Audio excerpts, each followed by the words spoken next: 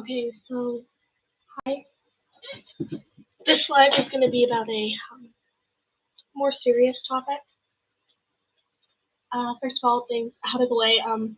You probably know me, I guess, creator or whatever of Crybaby's Corner. You might know me as Crybaby. You might know me as Parker, Reaper, Angel, whatever name you know me by. I wanted to share my story both to get it off my chest and to hopefully, inspire someone. I guess, like, broski, you're not alone. But just a little bit about myself beforehand. I have been officially diagnosed with borderline personality disorder, ADHD, very severe PTSD, bipolar disorder, I believe, type 2, I think, and OCD, schizophrenia. I haven't been professionally diagnosed, and I still have severe psychosis, and I have undiagnosed DID, dissociative identity disorder, and I suspect that I may have OCD, but I have not officially been diagnosed, and I have undiagnosed anemia, and possibly, and I suspect that I might have POTS, but I'm not sure. I'm the current host of my DID system. If you've seen us on TikTok, we're known as the Diet Coke system, or like Diet Cokers or something like that. But I'm like Parker, Reaper, Angel, whatever you know me as.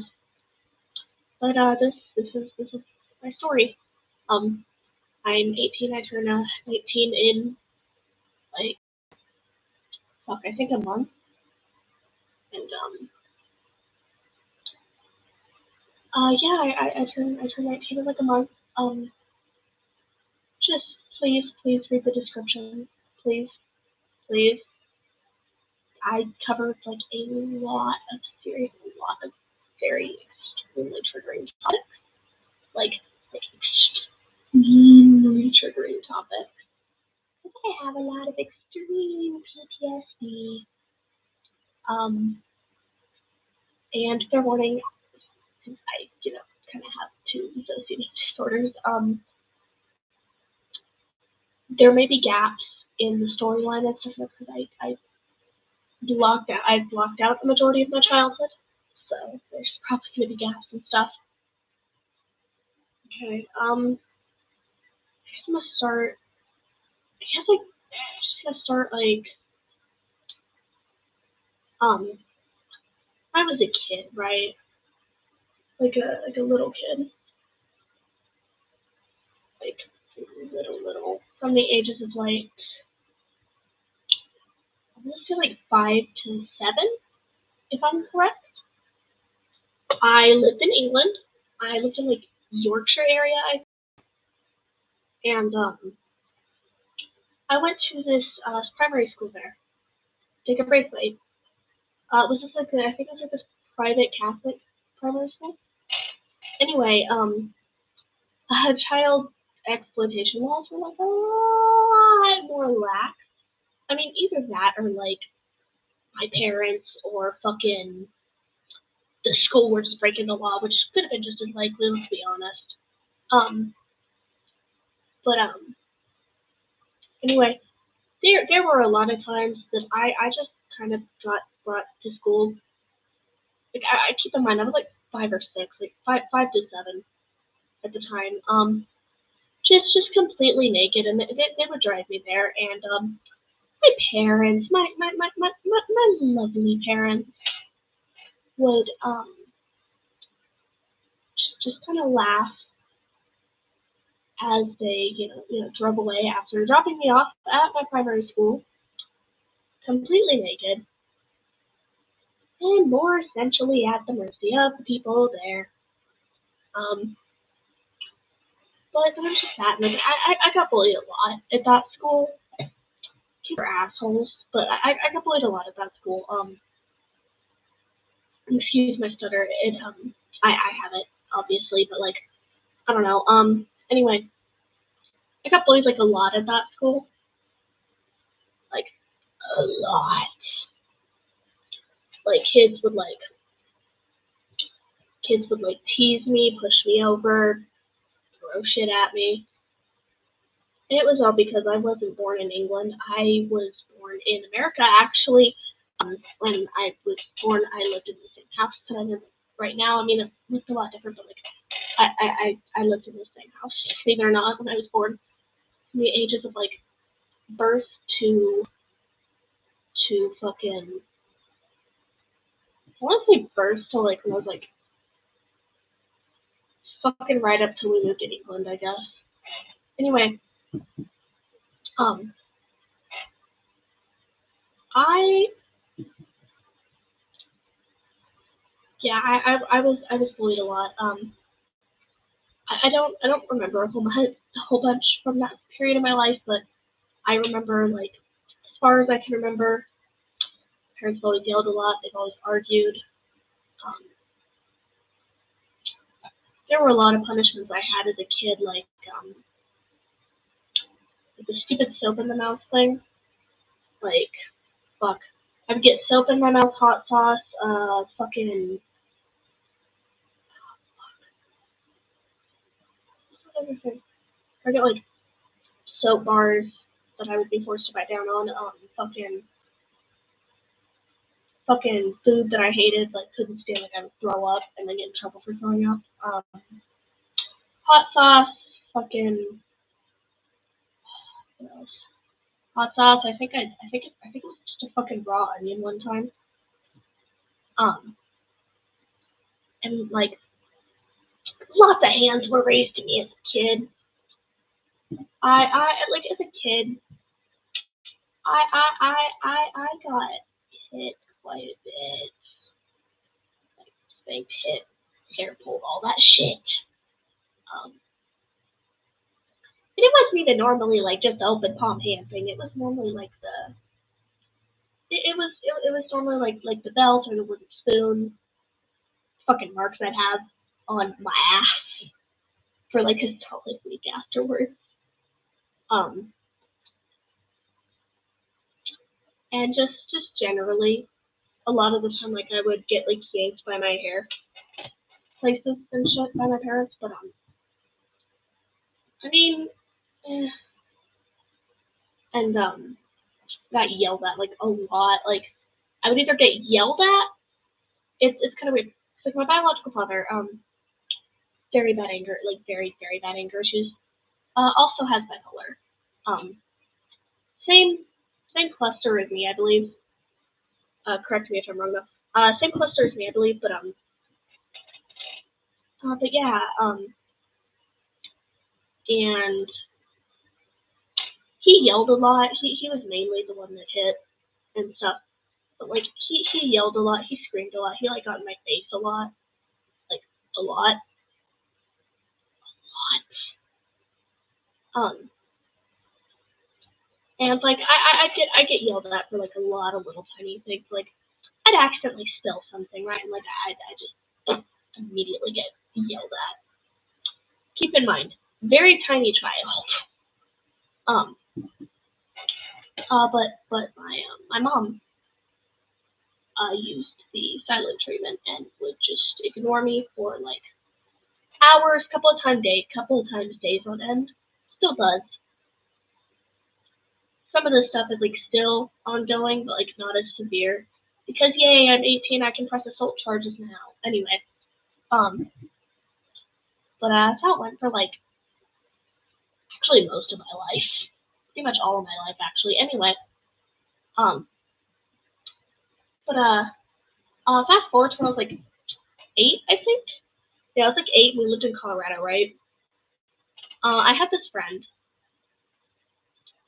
I had this friend. His name was I think his name was Devlin. Anyway, I went over to his house a lot, and that was my first exposure to porn. Yay. Anyway, like we would go over there, like with my biological father specifically, and we would like go over a lot, and his Devlin's dad was like always watching like pornos and stuff like on the TV, mind you. So a little back, Devlin's parents were pretty sure are still divorced, obviously at the time, still like 8, but and lived with his dad in this really shitty apartment that like had a bunch of bugs and shit in it. Like it had bugs, like it always smelled weird and all that. But like obviously as a kid, I didn't really know any better. But yeah, and that was back when I was still allowed to like have like doors closed and shit. I mean, even that, or they just didn't give a fuck and weren't paying attention to us. But we would just hang out in like his room and stuff. What's like Happy Tree Friends? I don't know if y'all know Happy Tree Friends. But it's like this like cartoon gore thing, and I don't know. I thought that was like normal stuff for kids to watch.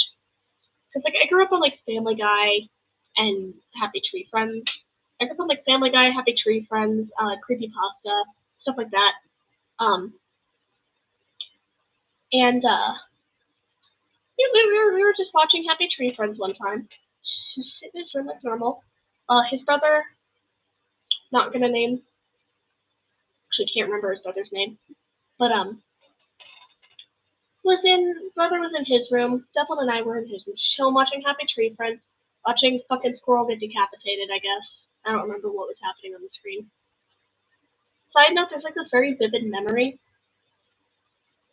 that I have like of that day. Like the one thing I clearly remember from that day is like the specific porno that was on when I walked in the apartment was like this dead lady. And it was like they were like lifting like the sheet up or whatever, and like her type. It was like this guy that was like hiding under like the cover or whatever of this fucking dead woman's body. Like he was like fucking cuddled up to like this dead woman's body, right? And like her tits were on full display. That's like the one thing I remember. It's like the weirdest fucking thing to remember though. Like try and tell me it's not. It's like the weirdest fucking thing to remember. Anyway. But no, we were just sitting there watching the tree fronts, like I said, and just without warning, like it wasn't even the whole anything else, like just without warning. So just trigger warning for this next part for like sexual assault and almost rape. He pinned me to his bed and started trying to take my clothing off. Cause keep in mind, chat. We were both 8. And my friend was trying to rape me and laughing at me. But no, he was. I think that's like the only time I ever actually fought back to sexual assault. Like Jesus fucking Christ. Anyway, but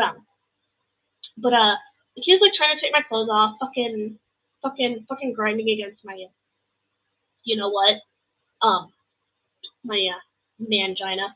Anyway, just like all that stuff, and fucking laughing at me and like trying to get my arms pinned. So kind of like what I did was I immediately started like trying to beat the shit out of him, and he was just laughing the entire time and like calling me weak and stuff, right? He was like laughing the entire time, and just haha, you're weak, you're a girl, you can't stop me, I'll do what I want, sort of bullshit. Anyway, my biological father comes in, and his father comes in, and they both start yelling at me for making a scene. And I tried to say, well, he was trying to take my clothes off. He had me pinned to the bed. He was trying to touch me in my no-no places. But they were like, oh, he would never do that. He's just 8. He's just a kid. And then I got taken aside like and fucking yelled at, punished, hit, whatever you want to call it. Afterwards, went home, fucking traumatized. You couldn't tell. That, believe it or not, chat is like the least severe of my sexual assault / rape stories. So stay tuned. But fast forward when I'm like, I mean, it was pretty solid from there. Just yelling, screaming, hitting, abuse. I mean, yeah. But before I continue, there's like this dog that I had, right? Very beautiful husky collie, my best friend in the entire world. Literally the only thing that stopped me from killing myself at one point. I was a traumatized child. Anyway, I was fucking fast forward to 11, fast forward a couple years. I'm back in Sierra Vista High person. Just fair warning, please read the description, please. This is very, very triggering topic. Wherever you are, please read the description, please read it. I do not want to trigger anything. I want to set anything off. Okay, I'm going to continue. Ask any questions or comments. Ask any questions or leave any comments or anything you want, like in the wrong side, in the chat there, and I will answer them like as soon as I see them. I promise. Anyway, I was fast forward when I'm like 11, right? I was fucking there were these two foster kids that were in the house because my biological father was took them in as a favor to a friend of his. Their names were Diego and Roberto. And they were 14 and 16, I think. It's important for this like little trauma story later to mention that at the time my biological father taught as like an English teacher. Or not English teacher, I'm stupid. A fucking music teacher at a school in like a town near where I live. So it's important to mention just because that's part of the story with these two, with Diego and Roberto. Yeah, 16, yeah. He took them in as like a favor. I was like 11, I think. And my little brother, my beautiful little brother, was about like 2, I think, like 1 or 2, 1.5, 2, give or take. I was like towards like maybe like mid 11, like almost 12 years old. Is about when this happened. Or started happening anyway. But there was a lot of things they did. This is where my dog Gunther comes into the story. They would like lock him out. They on multiple occasions they like locked him outside. Like there's this like glass door. We still have it actually. Like this glass door. It's a glass sliding, well not sliding door, but like this glass door that we have. That this glass door that we have. It like you can see through it is the point of this. And they would like lock my dog outside, and they would hit me and pull my hair and throw me against stuff, and he was forced to watch all of it. And they would let him back in, and he would immediately run to me, and they would grab him and yank him back. And there were a couple times before they started locking him out where he tried to like jump them or whatever, like not like jump them or like hurt them, but like tried to like get in the way, and they would just grab him and throw him. Keep in mind, he was a husky collie mix. But they would do that, and at the time, this is the beginning of the severe abandonment stuff. My mother, was always gone, running away, never in the house, ever. Like she would be gone for like days at the least, but normally like weeks, one time even like a month and a half she was gone.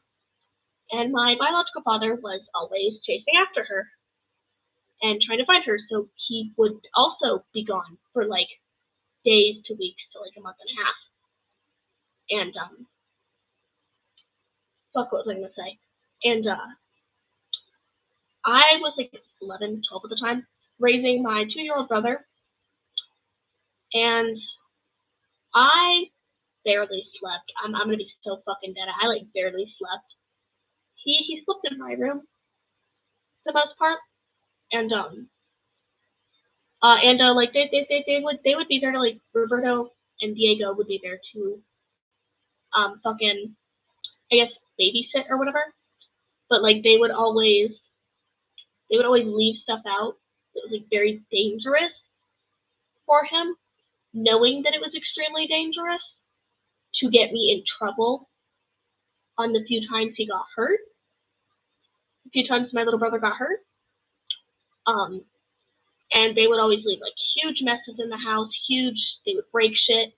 And then when my parents finally got home, they would yell at me, they would scream at me, they would ignore me, they would hit me, they would blame me, and all that beautiful stuff. I remember one time I was yanked by my hair, my head was forced down. It was like kind of like forced down to like, oh, why didn't you clean this up? Blah blah blah blah blah blah blah blah. What was I gonna say? And a lot of the time, like I was essentially responsible for fucking raising him. I say essentially, I fucking raised that child. He calls me mom. He calls me mom more than my actual name. So yeah, keep that in mind, chat. Anyway, there were a lot of times where they would break my door, physically break through my door, at least try to, or like take the doorknob off or whatever. Or like it would be like the times that like my parents like took the doorknobs and shit off. And there were a lot of times that the only way to keep my little brother safe was to take a lighter and make sure that the part of the doorknob, like, you know, when your doorknob's taken off, well, traumatized people with childhood trauma, you know when your doorknob's taken off, right? And when your fucking doorknob is taken off, and there's like that thing you can push to like lock or unlock it, right? Like that little bitty thing. They would do that, and the only way that I could keep my little brother safe sometimes was by locking myself in there, most of the time for hours on end, keep in mind. Same room I still have, actually, unfortunately. Anyway, but, and like taking like a lighter and making it to where their fingers Roberto and Diego's fingers got burned whenever they tried to touch it. Because they would be busting down the door, they would be kicking the door, they would be punching holes in the wall, they'd be punching holes in my wall, they would be trying to punch holes in me. And there were a lot of times they would burst in. I couldn't keep them out 100% of the time. Keep in mind, I was like 11 or 12 at the time. Obviously, first time I'd been in a situation like this, and the home quality wasn't the best in the world because we were infested with like bugs, cockroaches, a lot of fucking food and shit left out, that sort of thing. I'm pretty sure I didn't even have a fucking bed at that point. Like, I'm being so dead ass. I'm pretty sure I didn't even have a fucking bed at that point. Anyway, that was before the carpet was put in my room, by the way, so it's just like fucking cold concrete, right? And there were a lot of times where like they would get in. They would get in. And I can't show you, but I would have to like physically shield my little brother with my body. Like literally like that sort of thing. Like on the ground. And I would be whispering to him, and I would be stroking his hair, and I would be kissing him, all that. And I would be, oh, it's okay. We're just having a very loud conversation. And they would be hitting me and trying to pull me off of him and trying to say that they were going to kill him, and actively trying to kill him a couple of times. And just that sort of thing, like hitting me, pulling my hair, saying that I was too worthless to protect him and that I should just let them kill him. This went on like consistently for like a couple years, I think. From like through 11 to like a little bit after I turned 12 is when this was all going on. There was like a particular situation with this stupid thing. So I thought it would be funny if I pulled a prank. Like I did not fucking like them. I didn't like them at all for obvious reasons. So I tried to pull this prank. So like I left a letter. It's like, oh, this is anonymous. I know who you are. If you don't know, anonymous is a gang, and they made up this whole sob story about how, like, it was very clearly fake. To clarify, like, they made up this whole sob story about how their brothers weren't anonymous, about how they have permanent scars over their body from anonymous attacking them, all that sort of thing. And it's like fake tears and everything, and I genuinely thought it was real. And my parents, my beautiful parents, my beautiful, amazing parents, yelled at me, screamed at me, hit me, and forced me to make an hour-long apology and to make it up to them, Roberto and Jacob, for like the next 2 weeks. Their dad was also a huge piece of shit, by the way, who kept like trying to sneak phones and shit to them, and kept trying to convince them to get drugs and stuff in the house. And yeah, but there was that sort of thing. There were like a few more incidents. There was like this incident. So trigger warning, just like the trigger warning for sexual assault. It wasn't me that got assaulted this time, but like this is where my biological father, having been a music teacher at the time, that's where this plays in.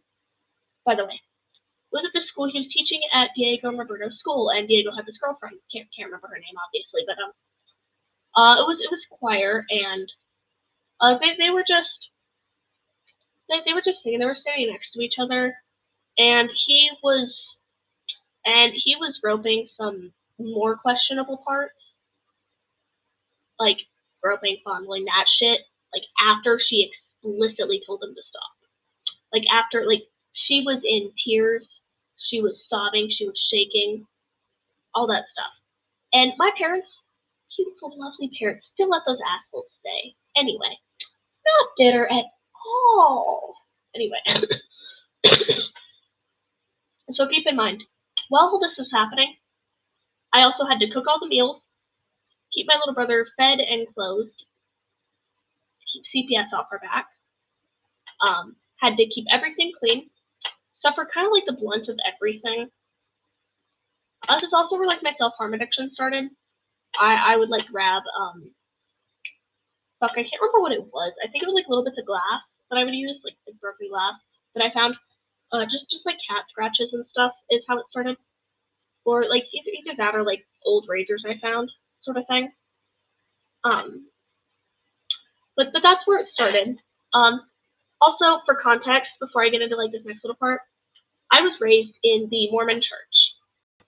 For those of you who don't know, the Mormon Church is a religion, very brainwashy, very. I still maintain, disagree if you want, I maintain personally that Mormonism is a less severe cult. I personally maintain that Mormonism is a cult. Personally. Just because of what I went through and the personal research I've done for reasons on cults and like what defines a cult. Very brainwashy, very brainwashy, like required you to pay money and stuff. Still fucking does, by the way. Kind of religious extremism bullshit. Very anti-queer, very anti-queer, very anti-trans, that sort of thing. A lot of that stuff. So in that religion cult, whatever. I was not happy to say that the brainwashing did work to an extent. Like, it did work. I suffered with religious extremism when I was a child and younger. And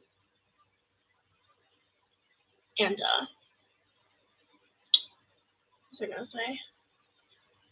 And fucking hell, I need water. Just a minute. Where the fuck is my water bottle? I need water.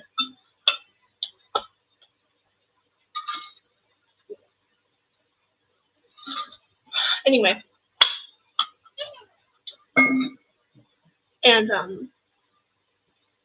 was kind of like preaching, I guess, about, oh my god, marriage, eternal life, gay people are bad. Anyway, yeah, I'm definitely making fun of it, don't mind me. But just like a lot of shit. Like, it's very, very anti-queer, very anti-trans, very anti-gay, all that shit. Kind of preaches like the body you were born in is perfect. There's boy, girl, you were born as you are what you were born as.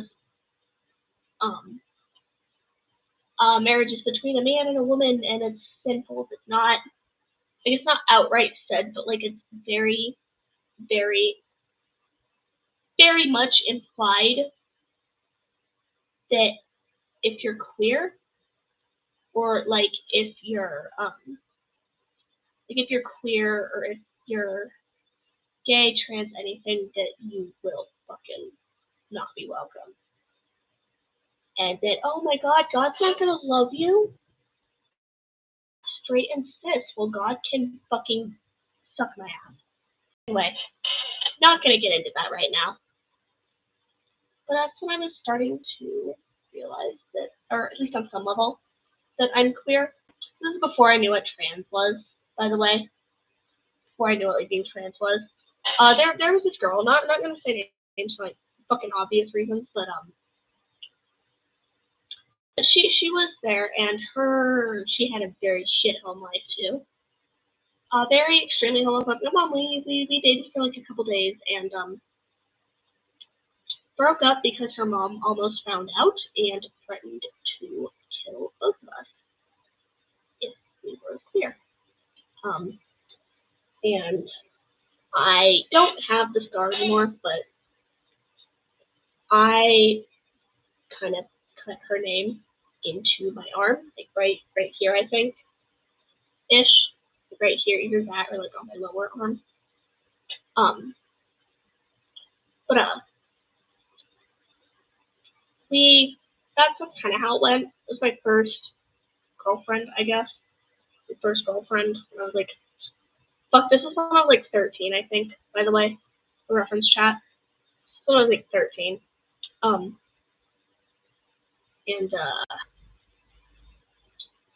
oh shit, we gotta jump back to when I was 11. It was my first suicide attempt. So my biological father, like, used to take opioids for pain, and I tried to overdose on tramadol, very specifically, 2 500 milligram pills, I think is what I tried to take. But needless to say, like, the pills were wrestled out of my hands or whatever. Pills were like wrestled, ambulance was called. That was my first visit to the psych ward. Oh, I went to this place in same state that I live in now, called Sonora Behavioral Health. And I was admitted there, and very, very much admittedly a very shitty place. Very shitty fucking place. I hope it gets closed down. Anyway.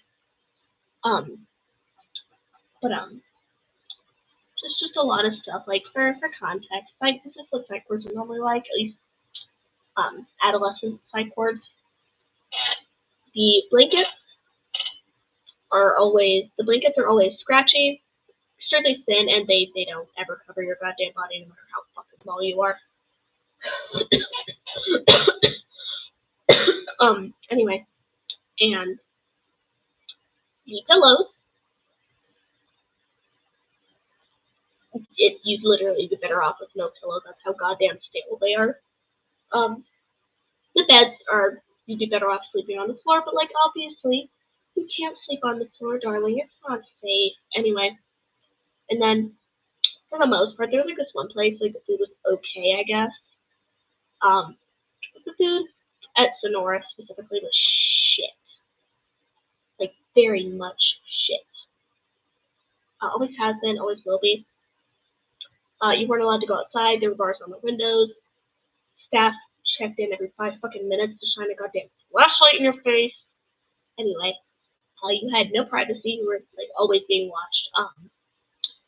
We didn't have shower curtains, and we had to leave the fucking door cracked when we were like showering and shit. Not like the door cracked, but like the staff like fucking poked their head in like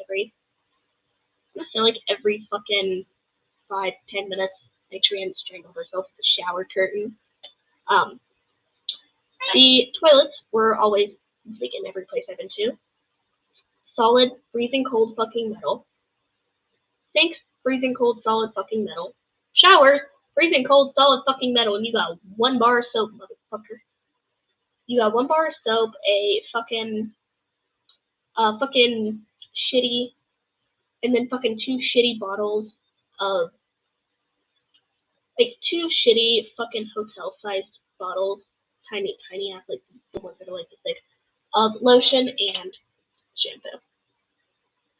And then just like the stupid roll-on deodorant that fucking sucks, like the one that never fucking worked. And always dried out and all that shit. Like tiny washcloth, that's it. And, like a towel that was like this big. Like a towel was like this big to fucking dry yourself off with.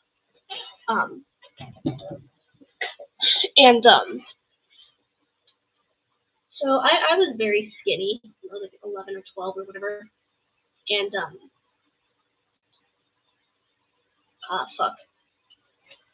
very, very skinny because I didn't really, there was no food in the house. And the food that I did have, that there was in the house, was either rotten, Diego and Roberto were fucking eating it like pigs, or I was giving it to my little brother, so like I was undernourished and all that shit, all that good shit. Anyway, back to Sonora, or mental hospitals in general. So I've been to a bunch of different places. I've been to Sonora 3 times. The other place, Palo Verde, also 3 times. There's this place, St. Luke's. I've been there once. St. Elizabeth Mary's up in Oregon once, or no, twice. And then another place up there, Hartgrove, once or twice, I think. And then St. Luke's, same state I'm in, once or twice. And then, what was I going to say? And then, one other place I can't remember. Anyway, that's how it's been for mental hospitals. We're just gonna dive right into the mental hospital trauma. We're gonna be jumping in back and forth between like a lot of ages and shit. So this happened from like the ages of like 12 to 16, I think. Also, I apologize for jumping back and forth. I have bad ADHD. Anyway, sorry, it's just more comfortable to sit like this. Let's just start with Sonora, like the shit that I saw at Sonora. So it was like constantly screaming, fighting, a lot of food fights, a lot of throwing ice, fucking that sort of thing. Very shitty staff overall, but that was like a thing for like all of the places. There's like one staff member there that was like actually decent. Not gonna go into that right now, but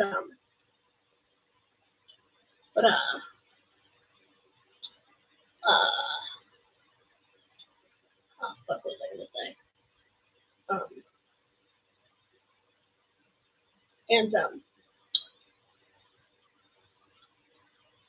I like saw a couple people at Sonora try to kill themselves, actively hurting themselves, sneaking shit in.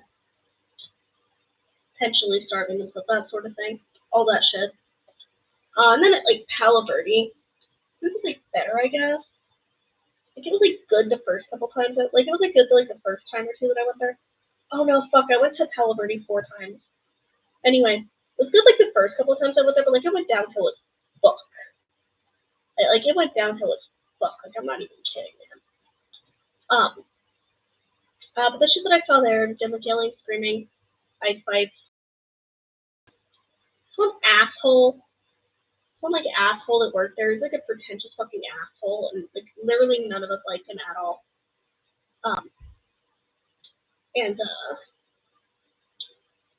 Fuck, just give me a minute. We were like, we didn't even have like shit to do. We were just in like this tiny, we were just like in this tiny ass room, like 26 fucking mental patients, like in this tiny ass room, right? And needless to say, there were quite a few fights. I saw lots of people trying to hurt themselves. Lots of fights over like verbal fights, obviously, like verbal fights over movies, TV, music, literally even snacks and ice. I remember, random memory from Calgary. I read like To Kill a Mockingbird, like all the times I was there total. I read To Kill a Mockingbird at least 50 times. That's the only fucking book they have. That's like the only thing I had to do there. We had like a lot of journal time, I guess. But yeah, it was again. I saw a lot of people. I saw like one person try and kill themselves. I saw many people try and run away. Saw fights there. Shitty mental hospital fights, but whatever. I saw fights there. I saw people like get pinned down by staff members, like fucking pinned down, held down. I was one of those people anyway. That happened to Sonora and Calvary though. Anyway, like that sort of shit. Like one time there was like this whole ass ice war where people just started like chucking cups of ice at people. It took the staff like a solid 15 fucking minutes to realize what was happening. Anyway, mental hospital. St. Luke's. They actually got shut down for malpractice. Like literally, I shouldn't know, like a week after I left.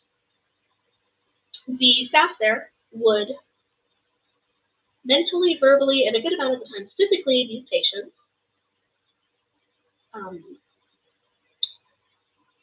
Very much, if you don't listen to me, I'm going to make sure you stay here, and I'm going to booty juice you. For those of you who do not know what booty juicing is, it's more like a slang term. The actual term is like sedative shot, but like the slang term is booty juice for those of us who have been in the psych ward. Anyway, essentially, it's just like thick ass needle, and or no, it was short rosely just never mind. Just a thick ass needle, right? In your ass cheek. In your fucking ass cheek. I'm not even kidding. Like it'll either go like in your thigh. It'll either go like your thigh or like your ass cheek. Like I just grabbed my tit. Why? Or like your ass cheek. Anyway. That wasn't fucking St. Luke's that did that. Or no, it wasn't St. Luke's that did that to me, I don't think. But they wouldn't even try and bring the patient to their bed. They would just fucking booty juice them and everyone. So like full on, I've seen more people get booty juice like in their actual, ass cheek than I would ever want to see again. Anyway. But they also thought it was a good idea to let mental patients go in a swimming pool, in a cold ass swimming pool with all of their clothing on. What the fuck, bro? What the fuck, broski? Anyway. Also, the food was shit, and it was like moldy on more than one occasion. I got food poisoning like 3 times in like the week or 2 I was there. And just that for shit. And I think except for fucking St. Luke's, but there's this beautiful thing that happened at Sonora though. I don't know if y'all know what like ECT is. Like I posted about my ECT journey before. Essentially, it's known as like electroconvulsive therapy. It's meant to like rewire your brain, I guess. Like it sends like shocks to your electric pulses, pulses to your brain to like rewire it or whatever. Keep in mind, from that is where I got my stutter. That is where I developed tics from. That is where my fear of dying under anesthesia got worse. That is where my distrust of doctors, nurses, and medical professionals in general got worse. And that is a huge part of the reason why I hate mental hospitals anyway. But no, I was given a choice. I was told I'd have a choice. This was like over the course of like 2 years, right? I was told I had a choice, so my dumbass had to try and kill myself. I ended up in Sonora, and they took that choice away from me, which is fucking illegal, by the way. Fucking illegal. Like, they told me it was illegal to not give me a choice. And keep in mind, like, my biological father was, like, yelling at me for this. Was getting yelled at. Fucking almost hit a couple times. Yanked, all that shit. He was yelling at me, trying to guilt trip me, trying to fucking gaslight me. All that shit into doing ECT because he thought it would fix me, I guess. Yeah. And started when I was like 16, I think. Like 15 or 16. Wait. Yeah, started when I was like 16, I think. Anyway.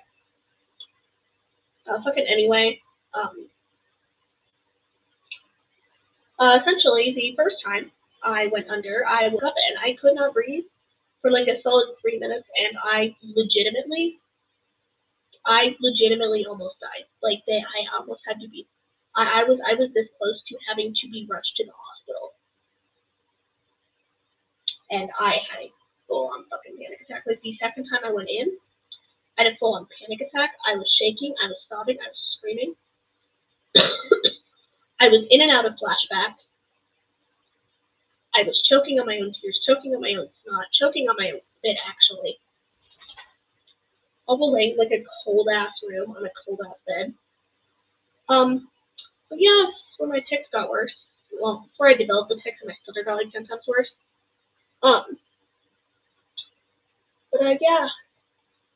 And, where did I leave off? Oh, yeah, mental hospitals. Let's talk about Heartbreak. Like, the two places up in Oregon that I went to, like, I can't really differentiate which experiences happened at what. So I'm just gonna say Heartbreak for both of them. Let's see, let's get to the shit I saw there. I think that place also got like, fucking taken down for medical malpractice. Like, if they didn't, they fucking should have. They actively, psychologically, emotionally, mentally, and physically abused and manipulated patients, used controlling techniques to get control over patients. I got booty juice like fucking 5 times in 4 days just for picking at the dead skin on my hand because they had me on room restriction. I had nothing else to do. They were literally letting me do nothing. I saw a lot of physical fights happen there. I saw my friend, well, mental hospital friend, be there, and I saw her actively trying to kill herself. The staff didn't do anything. Like they legit didn't do anything. I saw a girl full on bite her calf. Like this girl was complaining about her calf cutting into her arm. She went there with a broken arm. Her calf was cutting into her arm. She was still just like that's cutting into my arm. And they're like, oh, kind of like the whole sucking up thing. I saw her bite her cast off. I saw her look dead into the eyes of the staff and bite her cast off. I'm being so dead ass.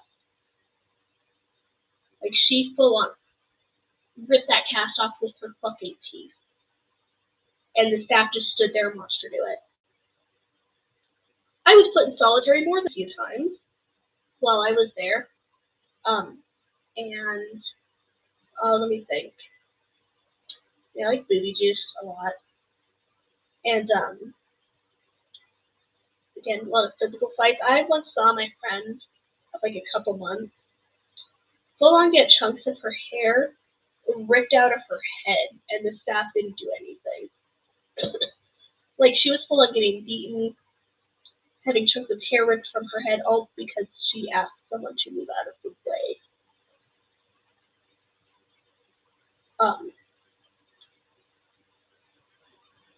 And that, I saw her have to get rushed to the actual literal hospital because the staff didn't do anything about the fact that she was getting the literal shit beat out of her by someone like twice her size, which was pretty significant. She's like a pretty big person. She's not like big like that, but like big. Anyway. But shit, I'm cramping. But yeah, that happened, and they would like physically restrain. They would like physically restrain us for like no reason, and then say we were being disruptive, or like we were just being fucking kids. By the way,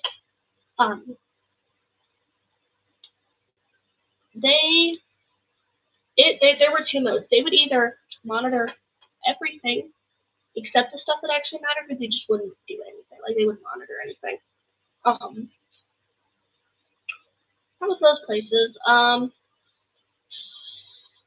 There's another thing. I actually need to go to the bathroom, chat. I will be right back. I'll be right back, guys.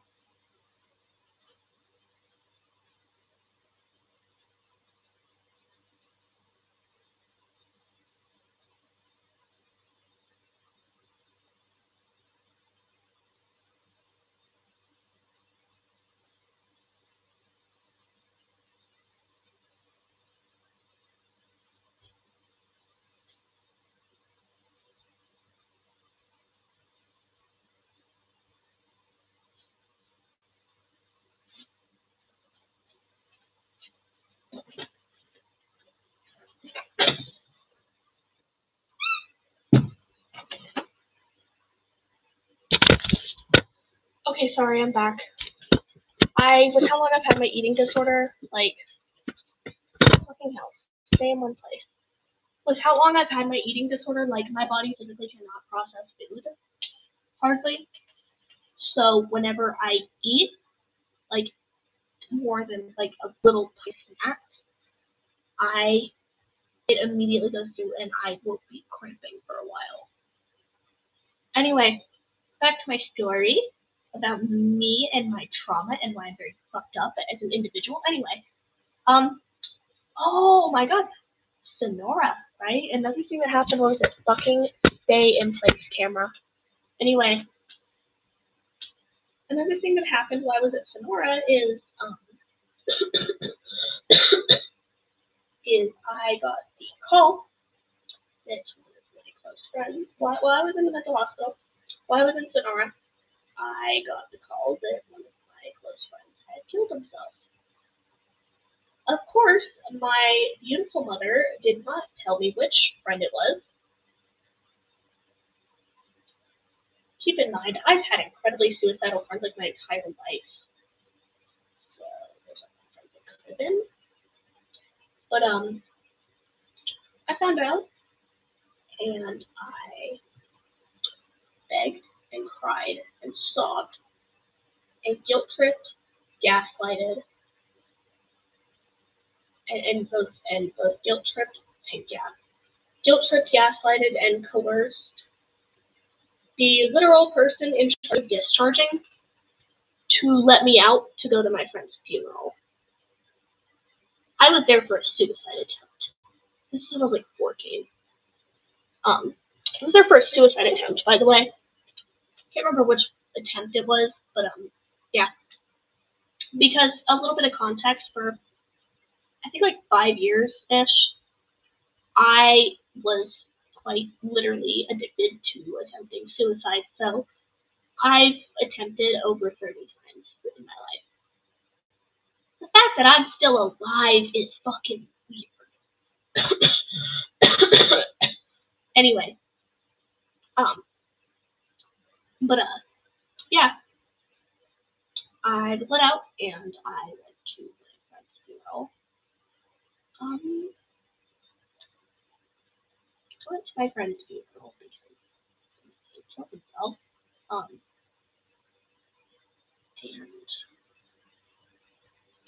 got there, and the fucking pastor,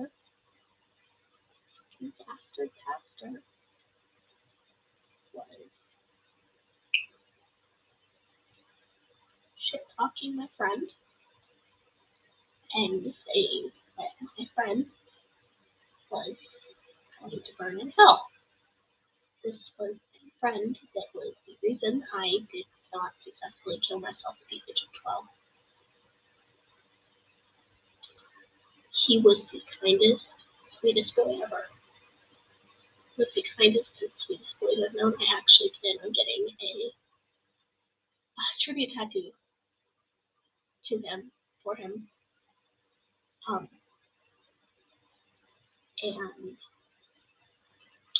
the pastor saying that my friend was going to burn in hell, and that my friend was a bad person. And what hurt more than that is the fact that this boy's own family was agreeing. Boy's own family was agreeing. He was 14. He was 14. And he killed himself.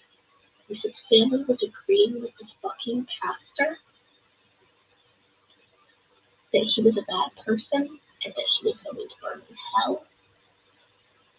And that we should all find it in our hearts to forgive him for his sin, I guess the sin of killing himself, and it was an open casket funeral. And I will never get the image of my friend's body and his dead face over my head, and the song that was playing at his funeral was Can Only Imagine by Marcy Me. And I got yelled at because I burst into tears and I was sobbing my eyes out. And I got yelled at, and a girl that was supposed to be my best friend looked at me, and she looked at me, and she said, "This is your fault. You should have stopped him." She said, "This is your fault. You have no right to mourn. You have no right to be sad."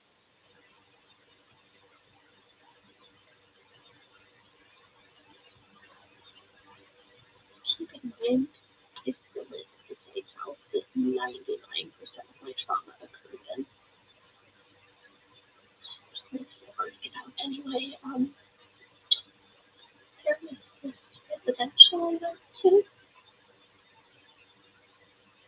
and I was 14 at that second year, either like a couple months before, like a couple months after my son killed himself. But keep in mind, I was back in the mental hospital, back in Sonora specifically, not even 2 days later, because I tried to kill myself and the staff looked at me, and they were making fun of me for being bachelor. And, yeah, it was just residential Timberline Knolls up in Oregon. Timberline Knolls up in Oregon, there for like 3 months, I think. This beautiful girl named Katie. She was there because she was struggling with an eating disorder. Um, and,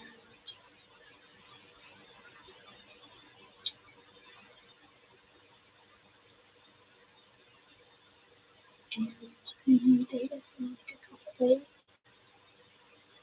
and I left. She gave me her aunt's number. She gave me her aunt's number to call to contact her, and we were in contact for years. And so from the time I was about 14 to the time I was about 17. Wait, no, I went there when I was like, trying to remember. No, I went there when I was 13. I think, I don't remember. Anyway, no contact for years. I, on October 30th, 2019, I got a message. I got the message that she had killed herself. I got the message that the person that I loved the most had killed herself.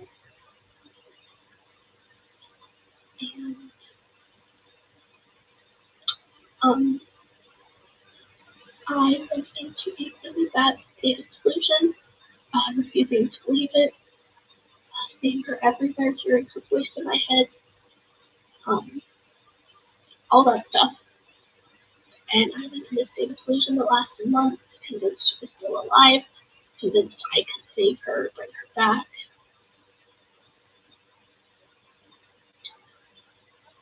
To this day, I fucking hate October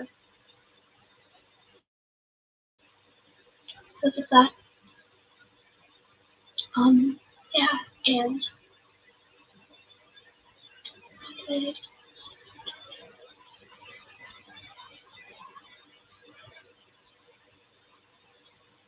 today, marks, not today, but like this month would mark 7 years, the 7 years since she killed herself. Um,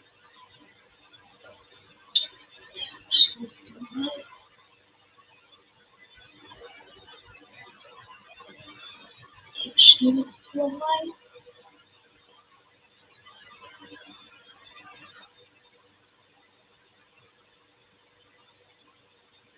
Oh no, it was.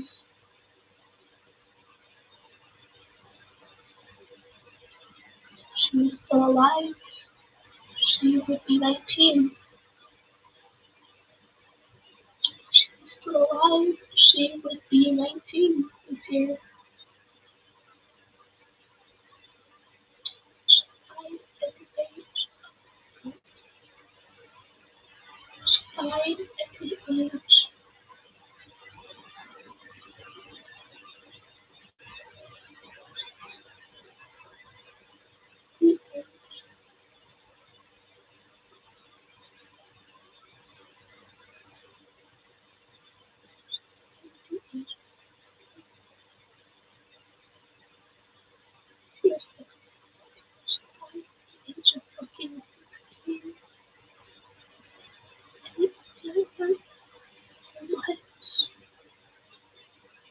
It's obviously my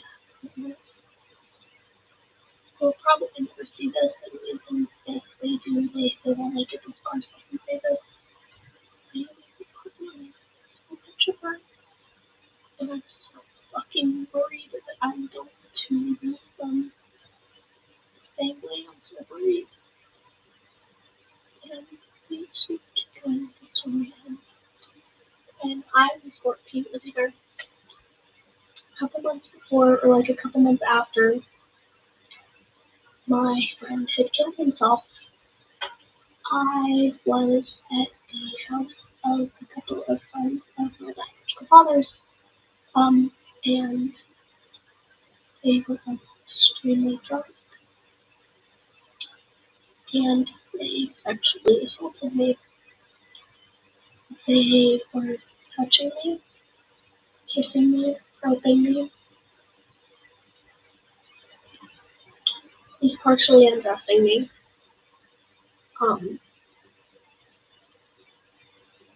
He pressed up against me, and the entire time, they were saying things like, "You're doing so good, you're so mature for your age, so good, not fighting it," stuff like that. And my own father stood by like I was an animal in a zoo and watched his friends move close to successfully raising me at the age of 14. And I went back up like nothing was wrong, and the kids of those people I kept swimming with, they like actually still have. And I pretended like nothing was wrong, and I got home, and I cut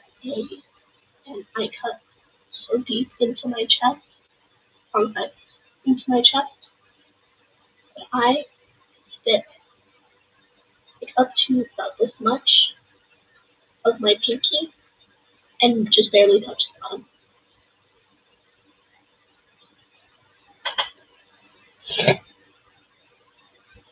I almost bled out, and when it didn't work, I tried to give myself an infection because I thought maybe if I got an infection, I would either die or they would get rid of my chest.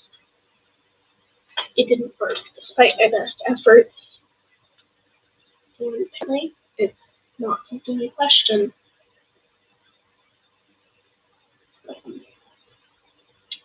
Yeah, and another note, when I was 12, San Diego that I mentioned earlier, threw me against the corner of a coffee table that we still have, by the way, it's just not in the living room anymore. Threw me up against the corner of the coffee table and still my lips clean open. Almost knocked a piece out of my mouth, and I had to be rushed to the ER, and they still were not kicked out of the house. My parents still blamed me for that. Yeah, there was another time with San Diego where they smashed a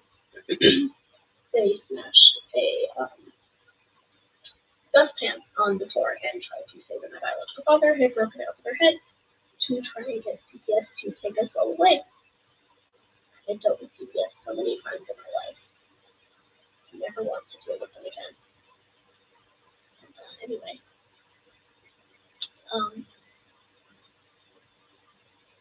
and there was this relationship up and everything.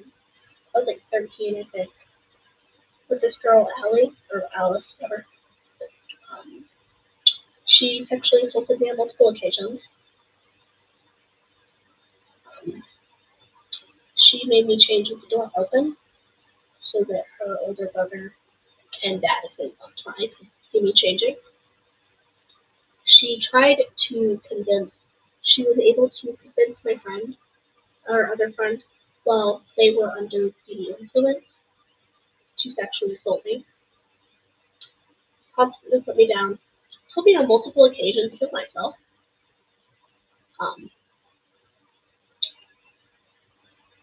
Coerced, manipulated, coerced, gaslighting, and guilt into doing a lot of stuff that I'm not proud of.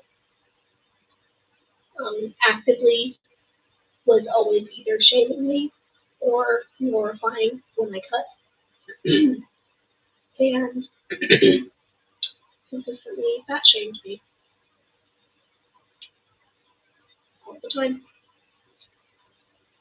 So that when I developed an eating disorder, because I've been on both sides of the spectrum with the eating disorder. I had both eaten, like binge eaten, to cope with my feelings. I both binge eaten and starved myself and binged and purged. It has been like that for I think 7 years now. I've had this, and I'm just barely starting to try and get help for it anyway. That's not why you're here. You're not here. Well, nobody's here, but you're not here to know how that I'm getting help. You're just to hear my story. So,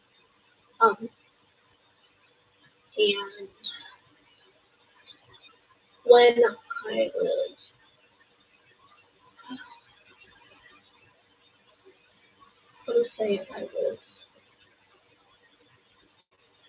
I was in and out of a lot of relationships from the ages of like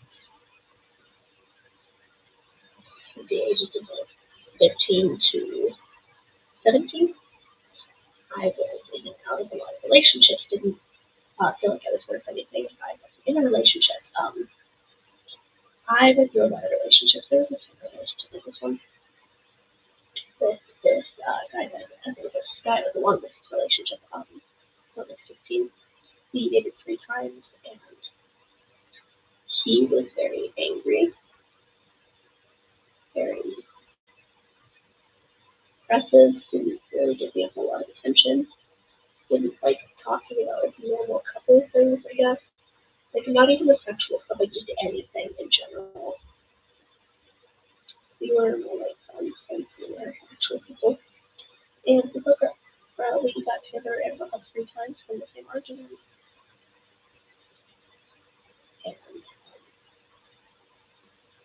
And yeah.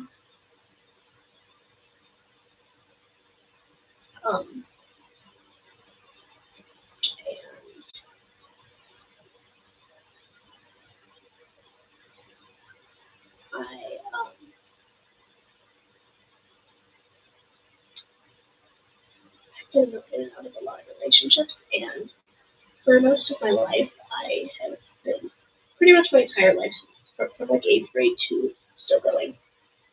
I get in public, I get hit on, I get catcalled, I get stared at. Like when I say stared at, I mean the I'm gonna rape you stare. I get assaulted, I get stared up and down, I get stupid little whistling, I get creepy people trying to hit on me, creepy people trying to grab me. I'm legitimately terrified to ever leave the house because of it. And it doesn't help that I have been struggling with extreme hypersexuality since the age of 12. So I've been struggling with very extreme hypersexuality since the age of 12, despite being fully asexual. And yeah, let's continue the story, I guess. So I have had an active self-harm addiction. Well, not active anymore because I'm trying to stop. But it was active for about 7 years. I've been actively trying to stay clean for like 2 or 3 years now, I think. Trying being the keyword, by the way. I think trying is the keyword. And from the physical loss, I got to the point where I didn't cut for the pain, I cut for the blood. So I very severe and prolonged blood loss over the course of 7 years. I have anemia, which makes it very hard to get around sometimes, and to this day I'm still blamed for it, shamed for it, yelled at for it, given silent treatment for it, shamed out of using mobility aids a lot of the time. And I can barely get up to eat sometimes when I do eat. But yeah, and I have knee issues, like my knee pops out at random times when I can walk and I can't walk. So I have been on crutches so many times even before I developed anemia, before I became anemic, that I legit knew how to perfectly use, adjust, get around on, and carry stuff with crutches by the age of 15. And yeah, a lot of shit.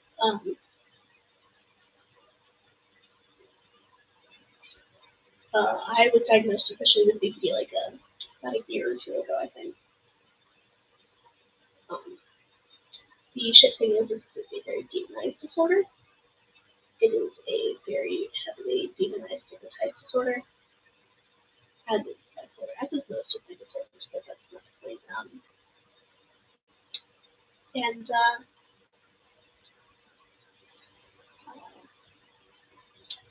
let's see. And more abandonment issues. I have had, with the exception of, I want to say 2 people currently in my life, well, with the exception of 3 people, nobody has been in my life for more than, nobody's been in my life for more than a few months without leaving me. I have been told my entire life, you're too loud, you're too angry, keep it inside, don't let it show, behave, do what people want. It's your fault when you get hurt, it's your fault when you get assaulted, it's your fault when you get raped. It's your fault for drinking, it's your fault because of what you were wearing, all that. So, more recent trauma, this is like, I think this is like 3-4 months ago. I was living with my beautiful, gorgeous, amazing sister. And the cat, her cat died. Beautiful kitten died in my arms, and I had been sensing death for the past week before that.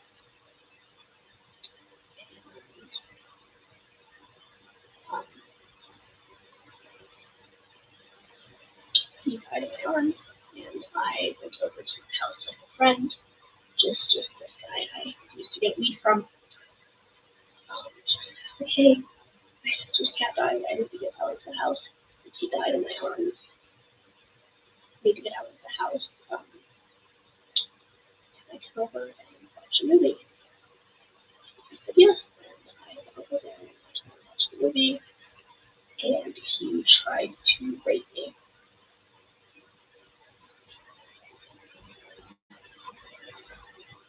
I was just barely able to get out of there without getting raped. And I called my sister to try to get me and told her what happened.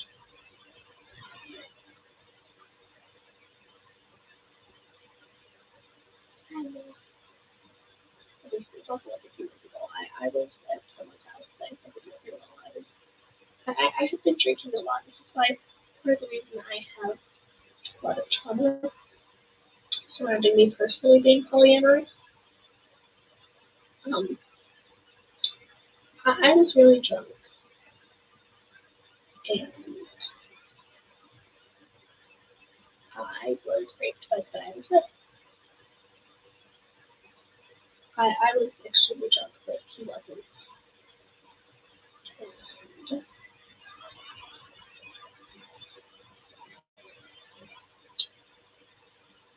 so much for taking it slow, I guess. Because, like, ow, owie, ow, sort of thing. I almost got pregnant twice by this guy. Both times I was drunk. Both times it was rape. Yay, I've been raped twice, and I'm just barely comprehending that. Yay. Anyway, yeah, and I'm also recently coming to terms with the fact that one of my closest friends has assaulted me drunk. Actually, assaulted me drunk. Yeah, and this friend makes a lot of comments that always make me feel very uncomfortable and always kind of goes out of his way to um, let me know that I was not his first choice and that he had other people before me or like that I was the last choice or whatever. And those were some other very uncomfortable comments. And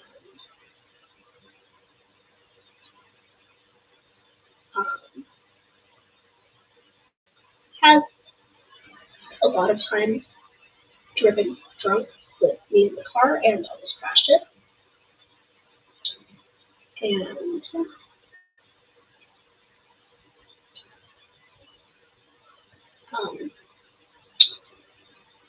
currently I am with my loving partner and they are looking to get me out of the house I'm in because I need to go through flashbacks, consistent flashbacks and consistent things. Because there's incessant trauma, some of this happened like a few months ago. One of my systems, my first forms of they fronted and they didn't realize that this is not their source's body, and they sliced up the body's arm up, all the way up,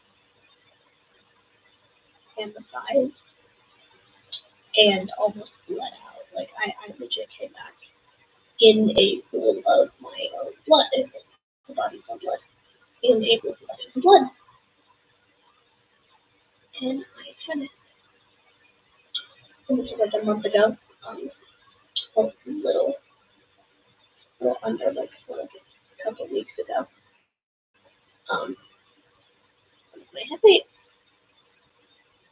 carved his name into the body and cut up the body. I was trying to take a little break with the host, cut the body, and left a beautiful little message saying, "That's what you get for trying to not do your job. You are lucky I did not let name of other headmate. You are lucky I did not let someone else actually assault the body and cause it to be bleeding. You are worthless. Your kids deserve a better father." And the blade is in the drawer of your desk. Take it and finish the job because you're clearly not fit for this.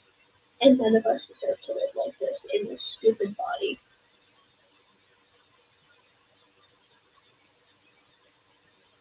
That happened like a couple weeks ago. And currently, I live with my friend that's terminally ill. He's trying to kill himself and he's going to rant about how,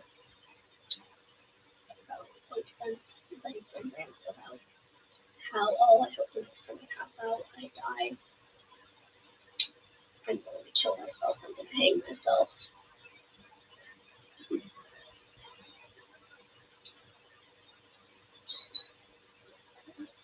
And the thing is like, oh, X amount of more years before this illness kills me.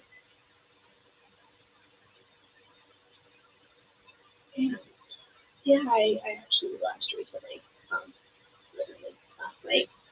And my eating disorders being a bitch, but yeah,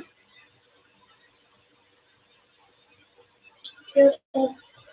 And like this is a consistent thing that's been happening with the entire time I've had the internet for like my entire life. I have been sexually harassed and actually harassed on the internet a lot. I have been sent so many dick pics from random gross guys that I could draw an anatomically correct penis from memory. I'm not kidding. And I caused other people trauma. When my little brother was like 4, he doused himself in oil and tried to and lit himself on fire, trying to kill himself. I had to open my sister, and the ambulance fire truck came, and my parents yelled at me. And my papa yelled at me, and my mom looked at me, and she's like, "Well, if you hadn't tried to kill yourself so many times, you wouldn't even know what it was. It's your fault he did this." My parents were, and I tried to kill myself like a couple months ago, I think. And I was almost successful. I overdosed. This type person live stream just telling the story of my life. I just kind of my trauma, hoping to inspire people. Any questions? If you have any questions or comments or concerns or anything, please feel free to comment them. Fair warning, please do read the description. I will continue to talk and I have bye. Anyway, oh yeah, and that happened, and it hurt a lot to watch him. It was a good place to watch my parents put in the effort to send him to the best hospital they could buy, while they stuck me in shitty mental hospital after shitty mental hospital. Hi again, person. Make sure to read the description for the trigger warnings because you don't want to set anything off. And feel free to put any questions, comments, anything really that you have in the description. But please read the description for trigger warnings. I don't want to set anything off. Anyway, just hurt a lot because he set himself on fire and I was blamed for it. And I watched my parents send him to fucking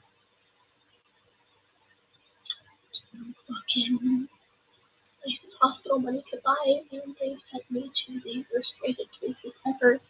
And I was really trying to kill myself and begging for help. And to this day, he still brags about it. He still brags, "Oh, I went to this amazing hospital. I should do something similar." So I go there again. And yeah, that's how that went. And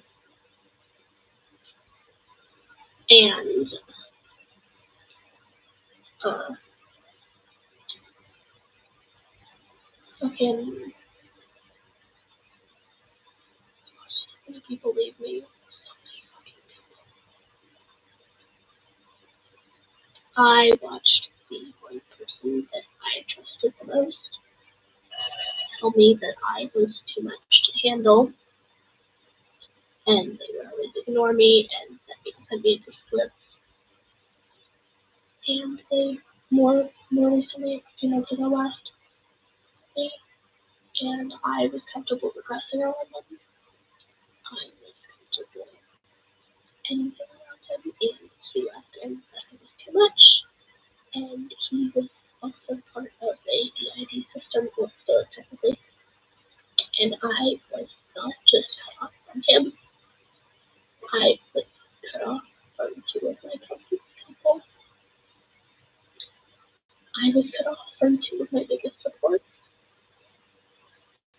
and I was cut off from two mental health servers that he had made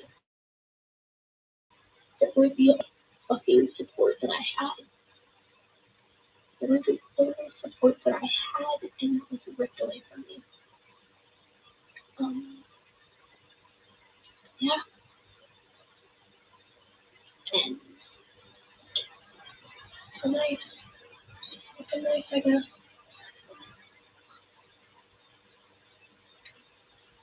There's been, I guess, a lot of shit that's gone down, obviously, I guess. Here, if you haven't been here the whole stream, I'll kind of recap.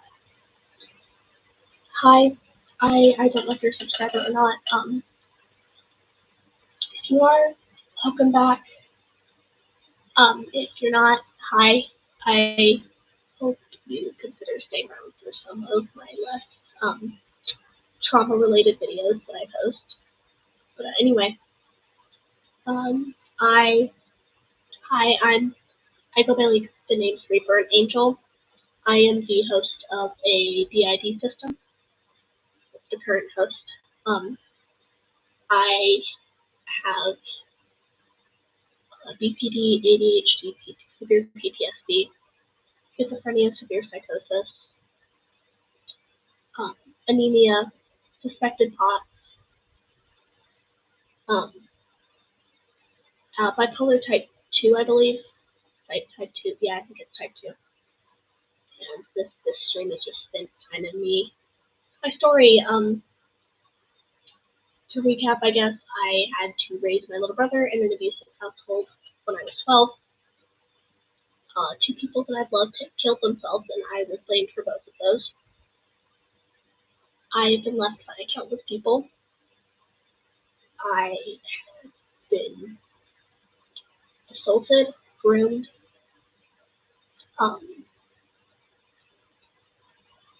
raped,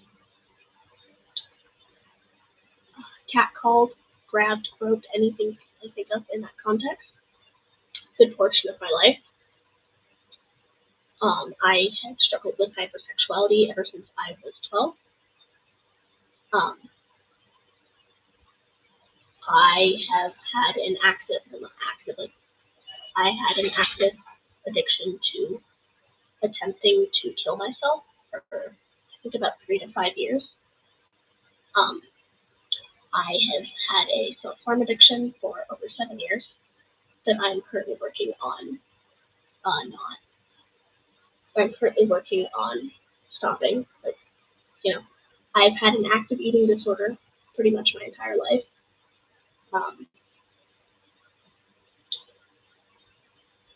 I have had people sexualize every part of me, from my hair to my fresh cut. I have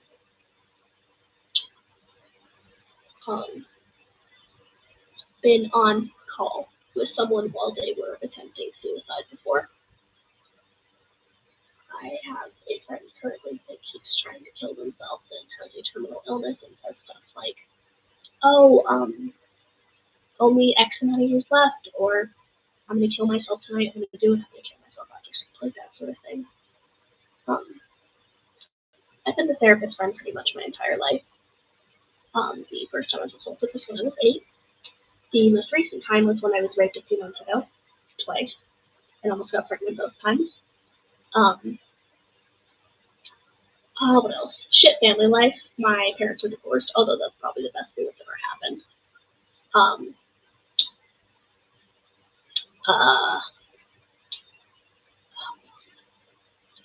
I have had my sister's cat die in my arms, and when I went to my guy friend for comfort, he tried to rape me. I had to make the call that put down the only thing that stopped me from killing myself. I have watched animals killed in front of me, being killed in front of me. I have watched animals get abused in front of me. And my pet dog, my baby, was forced to watch me get actively abused. And one time had to watch me get thrown into the corner of the coffee table. My lip was split, clean open. I have been in and out of psych wards, mental hospitals. I've been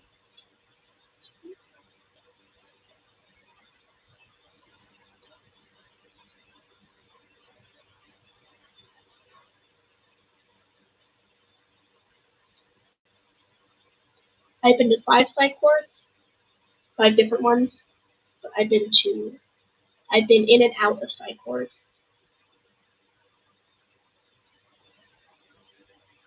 13 times, I believe.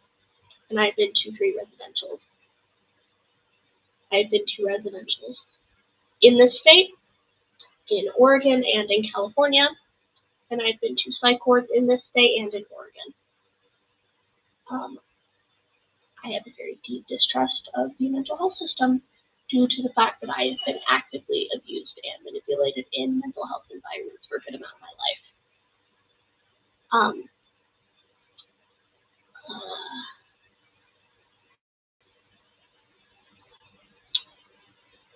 And I'm still in the house that's caused most of it. If you have any questions, commentary, or anything, feel free to type it out in the chat, and I will, with the state of my name, I will answer any questions you have.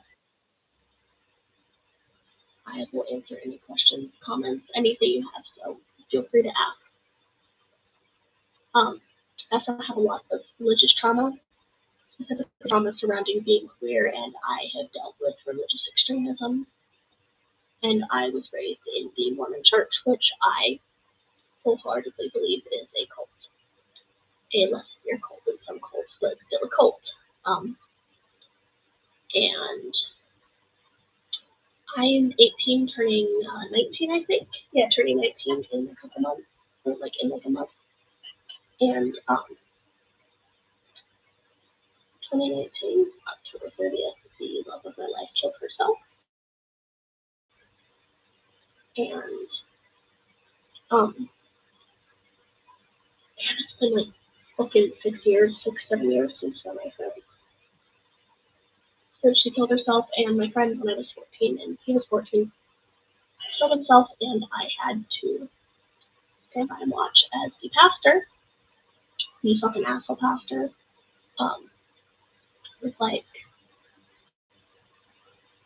blaming him, saying he was going to go to hell, saying he was a terrible person, saying that we should forgive him for his sins and for being a bad person. And what hurt more than the fact that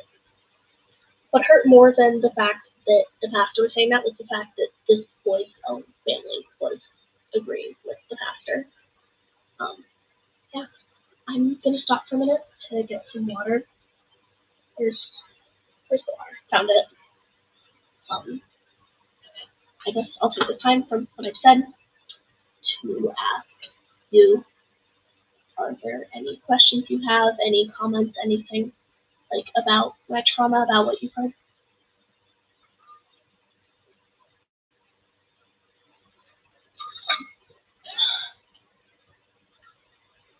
If there's any questions, comments, anything. Okay, bye. Oh, okay. Sorry. If there's any questions, comments, anything you have regarding my trauma, I will happily answer and clear up everything. Anything at all. Anyway, back to what I was saying. Before you joined, even a minute left already. Oh, hi again. Hi again. Hi.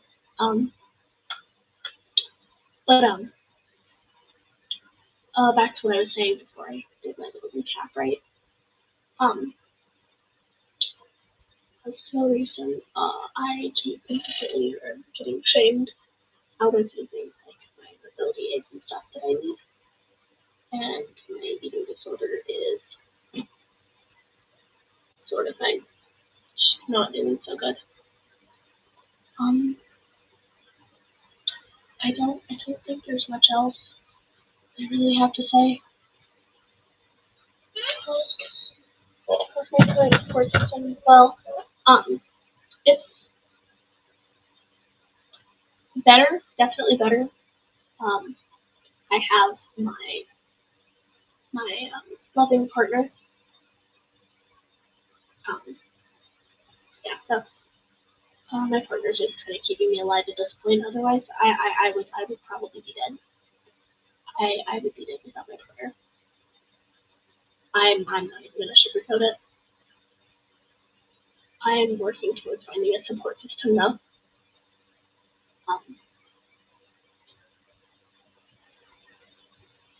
uh, I also have my best friend that supports me, even though they're struggling, that supports me the best they can.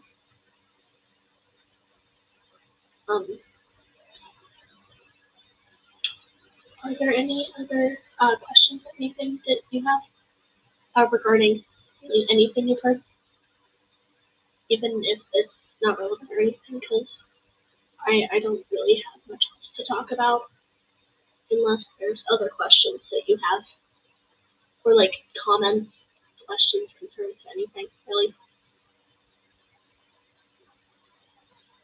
I may not know you, but I just wanted to say thank you for actually sticking around for more than like a few seconds.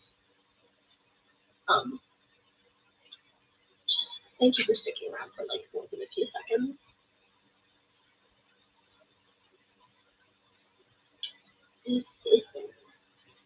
I do. I do. I absolutely love my best friend. Um, her name is Nova, and she stopped me from it. Thank you. Um, if you want, I can stick around and just kind of talk, sing for a bit, because I'm not really doing much else. I mean, I could do like a bit of a Q&A, I guess, like even if it's not relevant to trauma. I could do like a Q&A, maybe. I don't really have a lot of following, so I've never really been able to do a Q&A before, because nobody's ever really shown up, you know? I do like to sing, yeah. I love singing. It's something that helps a lot with mental health stuff.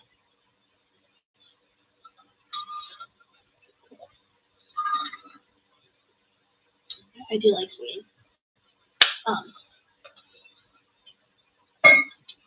I have been told I have a really good singing voice.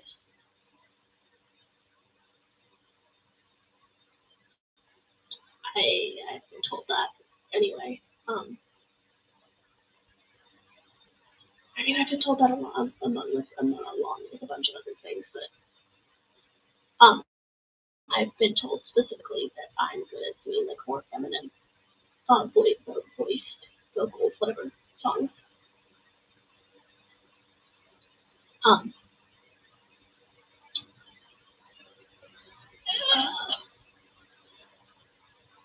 I also like to read and write and draw. I'm actually working on my own book series. I post about it from time to time. I post about it from time to time on here on YouTube. I also enjoy cosplaying. I cosplay quite a bit too. Um,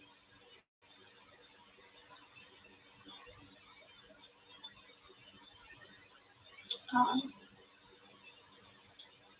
I mean, as far as questions or anything, ask away.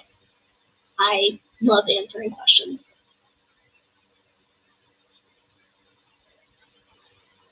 Mm. Well, my partner has their own like OC lore, um, and a lot of the cosplays I've done have been of my partner's OCs. They like to say that I've turned their OC lore into a fandom because I talk about it a lot. I swear to God, I stereotype myself. I can't go more than like 5 minutes most of the time without bringing up my partner. I've also done a couple of other cosplays from fandoms. I've done cosplays of Angel Dust and Box from Has Been Hotel. And I've done a Jeff the Killer cosplay, and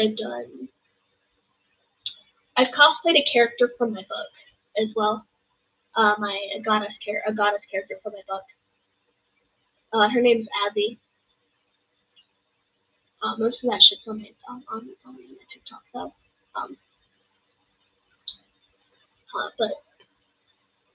But yeah, I don't really post my cosplay stuff on here as much. But I definitely kind of want to start. I've also cosplayed some of my OCs. My book is about it's a sci-fi horror / turning into a dark romance kind of, where the protagonist has to break in the fourth wall, and the protagonist. It starts when the protagonist's best friend is killed, and it kind of plays on the idea that dreams can directly affect reality, because the first chapter she wakes up with a fully healed gunshot wound in her shoulder that was not there before, and basically she goes to this alternate dimension, and her original goal is to find the killer of her best friend, but as the story progresses, she realizes she's in a book, and her goal from there is to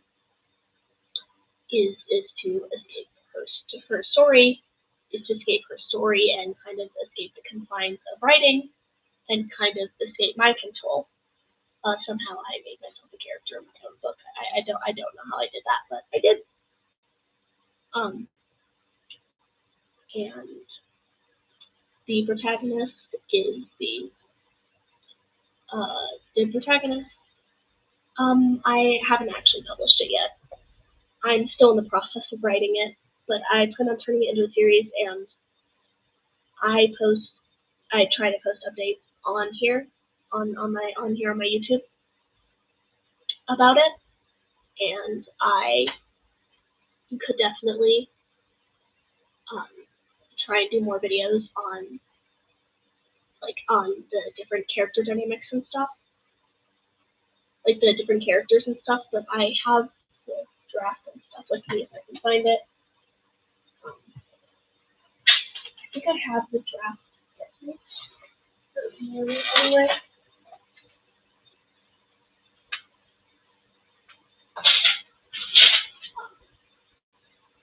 Sorry, I'm seeing if I have it.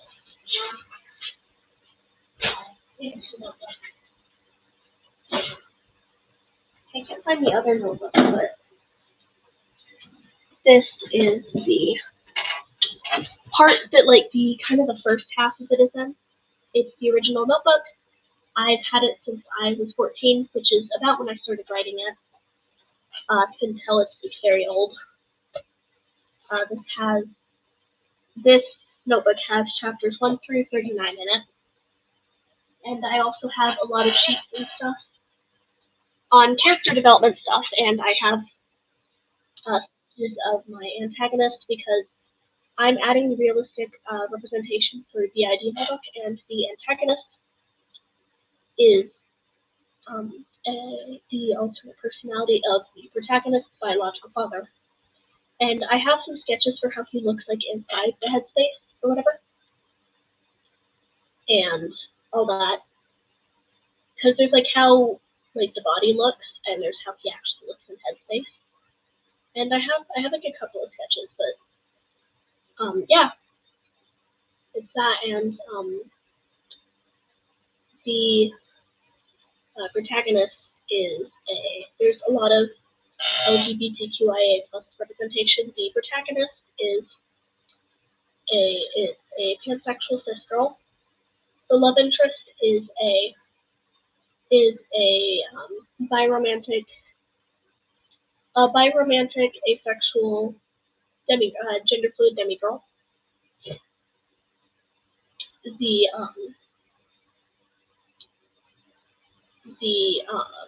protagonist's biological father is canonically asexual.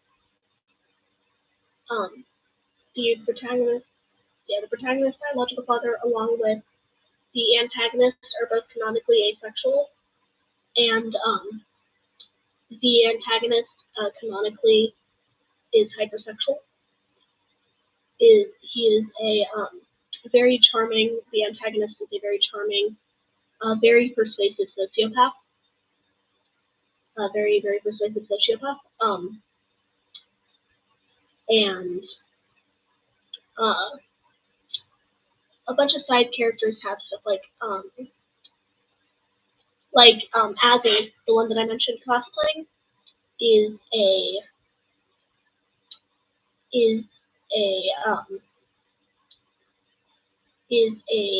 lesbian trans girl, and is the most powerful out of the 7 leaders, or the 7, like the cult. So I have a cult that's being introduced called the Cult of the 7.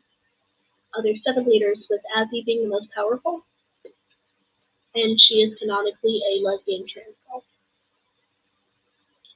I very much love everything. One of my favorite side characters, Hunter, is canonically hi as a person. Is canonically a. My favorite part of the world is the fact that I based all the magic in the world off of pagan and Wiccan witchcraft. So a lot of it relies on the power of manifestation and the power and like crystals and earth and stuff. It's just on a more literal level. Also, hi, second person. I know what the thing says, but we're just kind of chilling, talking about my book. Feel free to ask me any questions you want. Yeah. My favorite part of the world is definitely the magic, because I developed it myself. Very proud of it. It even has its own currency system. And I have statistics. I have crime rate statistics. I have school statistics. I have funding statistics. I love it. I love the world that I've created. And the monsters in my book are actually parasites, because there's a lot you can do with that, because there's not a lot of like set things. There's like hardly any set things for parasites. Like biologically engineered parasites.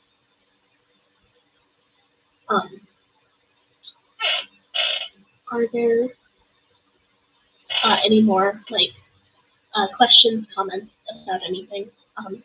It could even be if you want to give me video ideas, or like as far as my channel, I take suggestions for video ideas. I am always open to do things like collabs. I do art commissions too. And I'm always open to making videos, like comfort videos and stuff, or like videos of like giving you a hug, or just that sort of thing in general. My goal. My art, it depends on like the level of detail you want. It ranges from like $5 to $15. $5 is like the basic, like just the basic sketch with the color dim. $10 is like you have some details, but like there's not a whole lot. Like it's like in the middle, kind of. And then the $15 one is full details, telling no expenses spared. I generally do like sketches on paper too. I actually don't. I'm actually currently working on my first art commission that I've ever gotten, because I don't really have much of a following anywhere. I've actually been posting on here for about 5 years, and I don't have a whole lot of followers on here. I'm trying to build my YouTube following. It's not working very well, but I'm trying. And I have, as far as reaching out for art commissions, or just if friends, I have pretty much all social media. If you want to reach out about an art commission, or if you want to reach out about like an art commission, like video ideas, collabs, stuff like that, I have most all social media. and I absolutely love making videos for people. I also do edits, like gotcha edits, like editing OCs as well. And I love making videos with other people's OCs as well, and just kind of that sort of thing. One day I want to be able to do like video commissions as well, like video commissions, edit commissions, because I'm trying to make money to be able to help my voice come down. Oh, actually, yeah, I'd love to. I'm working on a commission for someone to ask their partner out to ask their partner to a dance, and it's a very beautiful commission of a circle, a fox, and a parrot with a really pretty sunset background. It's like a fluffy fox with like copper eyes, a circle, like a sleek circle with baby blue eyes, and a multicolored parrot with like sunset orangish eyes. If I get permission from the person, I plan on posting like speed paint stuff of it when it's all done.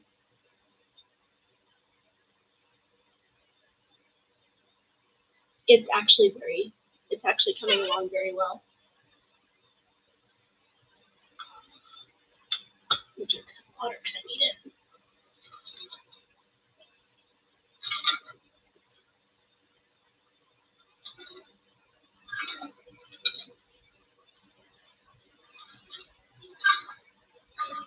Oh, water. I need to eat something. Oh my god. Eat food.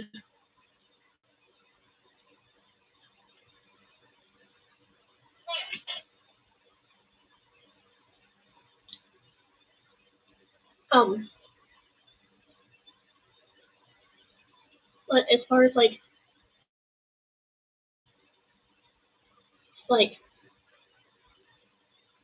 if you want like a video or an edit or like a collab or want to commission art, I have most all social media and I have examples of my art style, both like drawing OCs. Like I draw a lot of things. Like I draw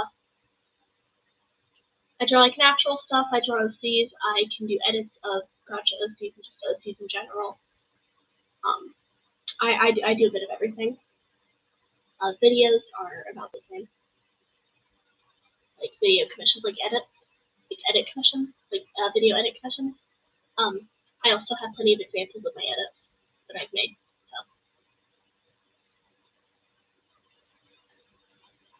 But if I can get permission, if that person gets permission, I will gladly post progress updates on the art commission that I'm working on. But I am always open to more commissions. I do art commissions, edit commissions, that sort of thing, because I'm trying to make money to help save up to help my partner come down and get me out of this house. So I also organize notes. I'm very good at organizing like notes and stuff. So that's also something I've been trying to, get some money doing. I'm also very good at advertising, making advertisements and stuff like that. But are there are there any more like questions or comments or anything? Also, in case you're wondering, the stuffed animal is cuddling.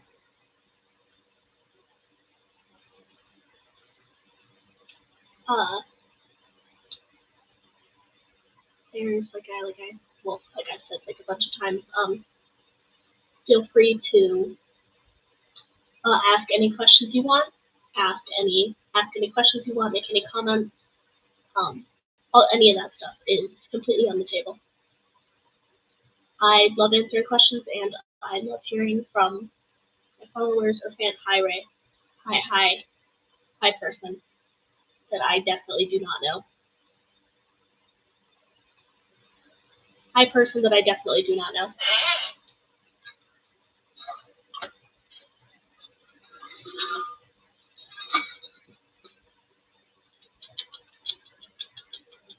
Water.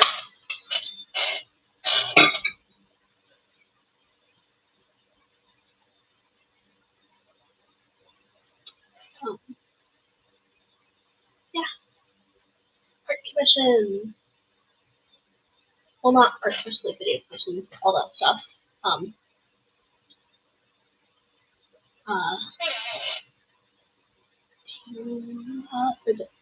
Whoever is that's still here.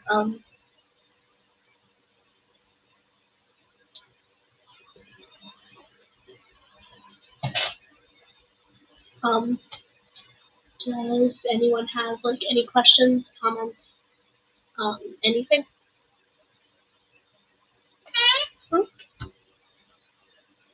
Yeah, you don't have to. It is completely fine right now. I'm just kind of chilling. I mean, I was kind of like telling my story, but right now I'm just kind of chilling, answering questions.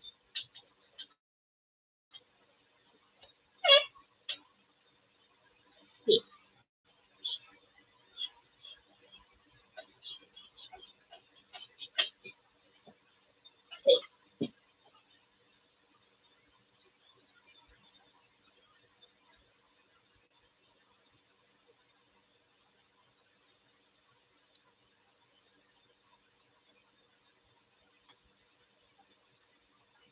Um,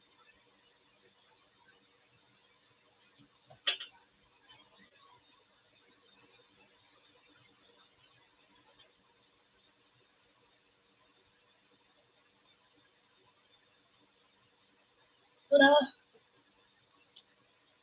yeah,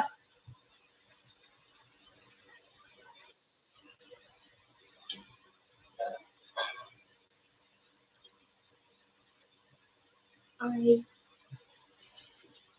actually really happy because I don't just have like one viewer right now. I'm very happy. Yeah, right now I'm just kind of answering questions,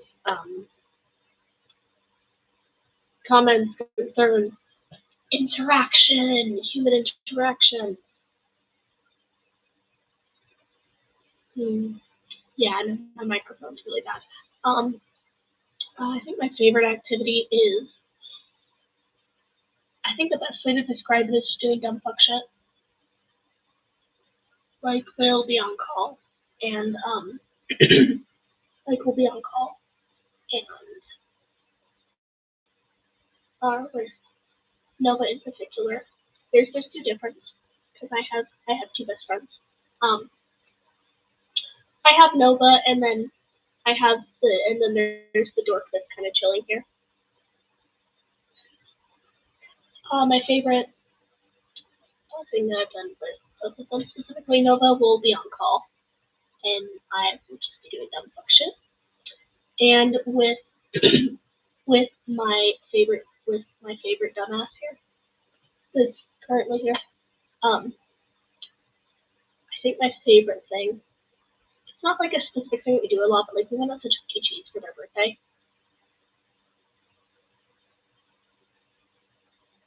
and that was fun.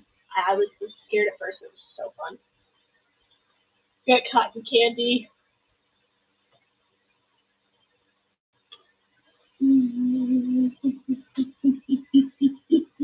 Cotton candy.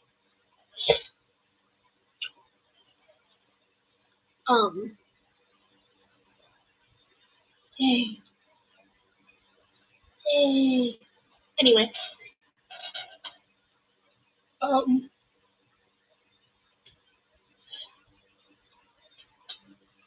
yeah. Well, with my, with Nova, uh, we actually met, through TikTok. Um, also, if they're wanting, the headphones are dying, um, and I'm gonna have to end the stream soon, unfortunately. But if you want to reach out for like an art commission or something, I have Discord, Snapchat, Instagram, uh, Discord, Snapchat, Instagram, and a couple other things that I don't remember. I will draw you.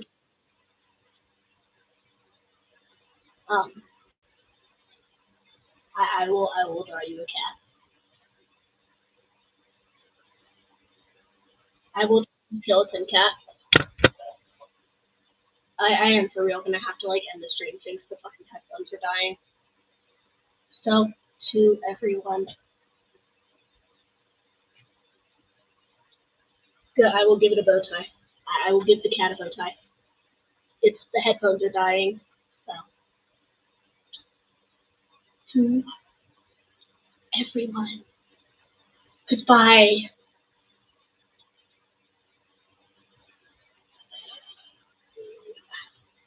Love you too. If you want, I can.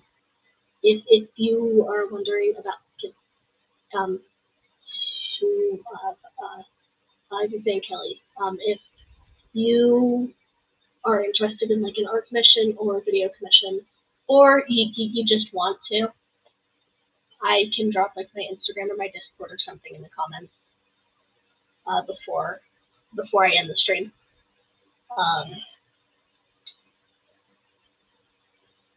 Because like I said, I do art commissions, I do video commissions. I will draw a dog. I will also draw a dog. And yes, I will give the dog a bow tie.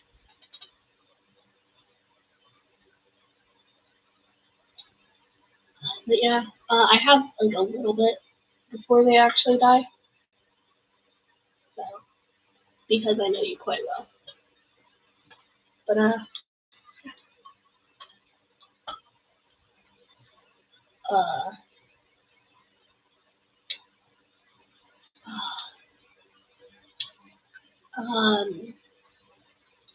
Ruth Kelly,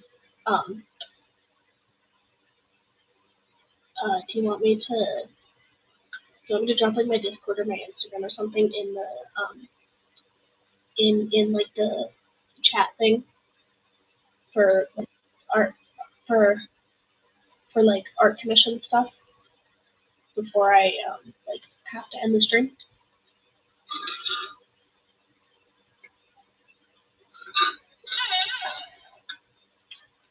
Because I can, or I can just, or if you want to like reach out through a video or something, I would be more than happy to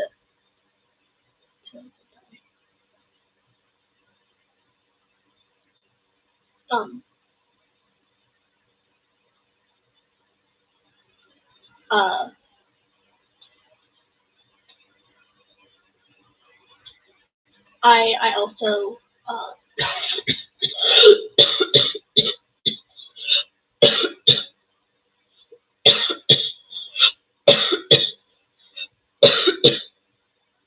I also do like comfort videos and stuff that, well, I don't charge for them. I love making videos for people. I guess I'll drop those before I end up having to end the stream.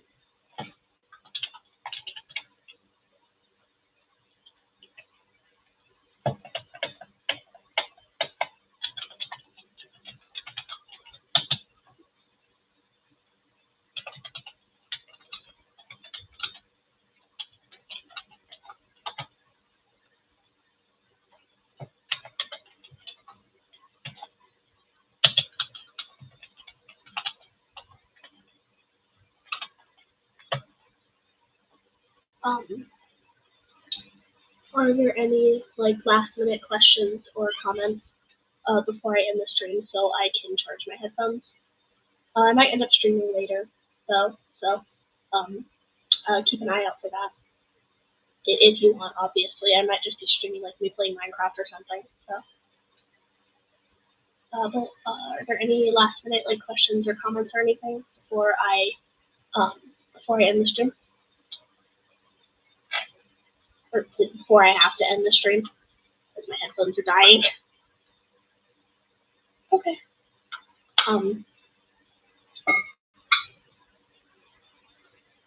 I love you all. I most likely will stream later, possibly with my partner if they ever wake up. Absolutely, you can play Minecraft with me. If I end up playing today, absolutely you can.